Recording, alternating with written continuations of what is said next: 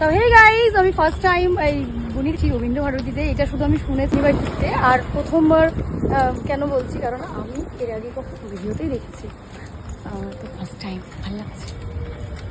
গেটে ঢোকার সময় ভয় পাচ্ছিল না?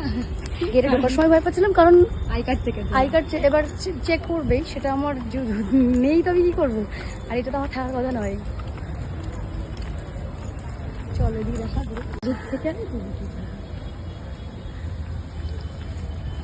তো যেটা আমি ভিডিওতে দেখেছি এতদিন, অনেক মানে মোবাইলে দেখেছি, রবীন্দ্রভারতীর কথা প্রচুর শুনেছি, কিন্তু সেটা সামনে থেকে দেখছি একদম কাছ থেকে, সেই জন্য খুব বেশি ভালো লাগছে। আর যদিও এখানকার স্টুডেন্ট হচ্ছে আমার বোনই, সেই জন্য ওইটা আরও বেশি ভালো লাগার জায়গা।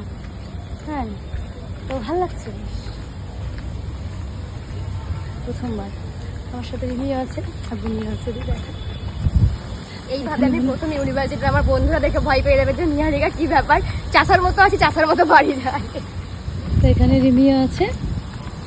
কেমন লাগছে বল? খুব সুন্দর লাগছে, আসলেই ভালো লাগছে, জায়গাটা বেশ সুন্দর।